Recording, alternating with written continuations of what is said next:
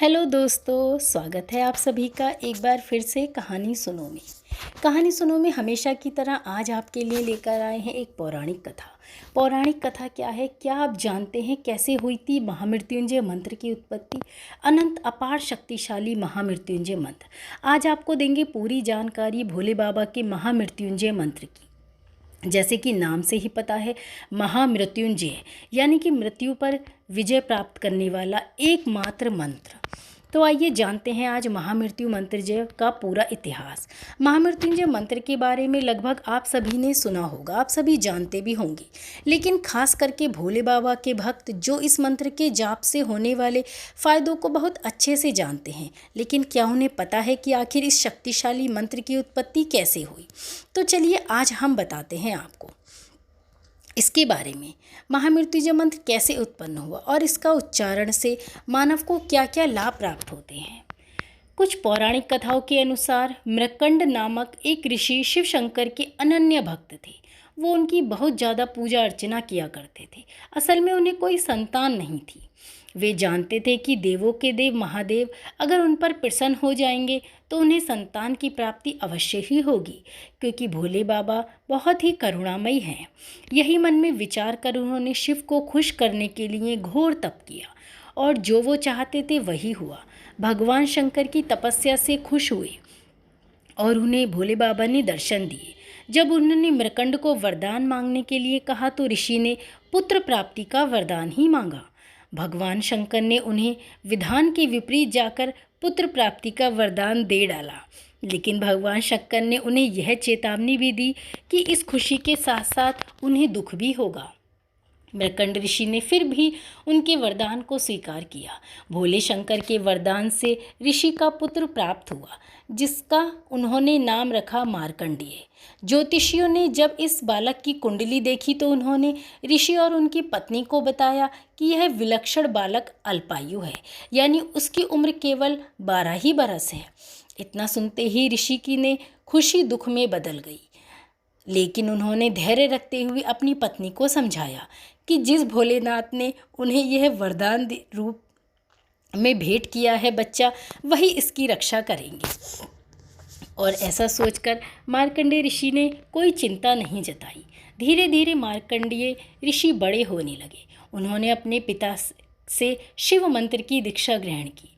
एक दिन उनकी माता ने दुखी होकर अपने पुत्र को बता दिया कि वे अल्पायु हैं। जब मार्कंडेय ऋषि को ये पता चला, उन्होंने मन ही मन ये प्रण कर लिया कि वे अपने माता पिता के सुख व खुशी के लिए भोलेनाथ से दीर्घायु का वरदान प्राप्त ही करके रहेंगे। इसके बाद उन्होंने एक मंत्र की रचना की और शिव मंदिर में बैठकर इस मंत्र का पाठ करने लगे।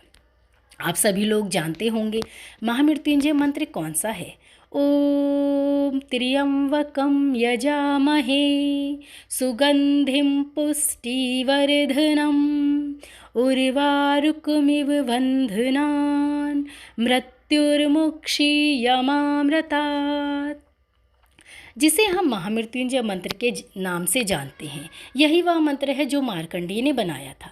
मान्यता है कि जब यमदूत उन्हें लेने आए तो बालक मार्कंडेय भगवान शंकर की आराधना में मगन थे, तो वो उनके अखंड जाप के संकल्प के पूरे होने का इंतजार करने लगे। लेकिन थोड़ी देर बाद वे वापस लौट गए और यमराज को बताया कि वे बालक तक पहुंचने का साहस ही नहीं कर पाए। इस पर यमराज को बहुत क्रोध आया और उन्होंने कहा कि मृकंड के पुत्र को मैं स्वयं लेकर आऊँगा, और उसे लाने के लिए निकल पड़े। जब वह वहां पहुंचे तो बालक मार्कंडेय जोर जोर से महामृत्युंजय मंत्र का जाप करते हुए शिवलिंग से लिपट गए। उन्होंने शिवलिंग को ऐसे अपने हाथों से जकड़ लिया जैसे किसी बच्चे को गोदी में जकड़ लेते हैं। जब वह वहां पहुंचे तो बालक मार्कंडेय और जोर जोर से महामृत्युंजय मंत्र का जाप करने लगे। यमराज ने उसे शिवलिंग से खींचकर ले जाने की कोशिश की। तभी जोरदार हुंकार से मंदिर कांपने लगा और शिवलिंग से महाकाल प्रकट हो गई। उन्होंने क्रोधित होकर यमराज से कहा, तुमने मेरी साधना में लीन भक्त को परेशान करने का साहस कैसे किया? तब यमराज बोले क्रोध से डर गए और उन्होंने कहा, प्रभु मैं तो आपका सेवक हूँ और आपने ही मुझे ये आज्ञा दी है कि मैं जीवों के प्राणों को हर सकूं। इतना सुनते ही भोले बाबा का क्रोध शांत हो गया और वे बोले, हाँ तुमने ठीक कहा, लेकिन मैं अपने इस भक्त की स्तुति से बहुत प्रसन्न हूँ और मैं इसे दीर्घायु होने का वरदान देता हूँ, इसलिए तुम इसे ले जा ही नहीं सकते। इसके बाद यम ने भगवान शंकर को प्रणाम करते हुए कहा, प्रभु आपकी आज्ञा सर्वोपरि है। मैं आज क्या कभी भी अपने भक्त मार्कंडेय द्वारा रचित महामृत्युंजय मंत्र का पाठ करने वाले किसी भी भक्त को कभी कोई त्रास नहीं दूंगा। तो ये थी मार्कंडेय ऋषि की कहानी और कथा।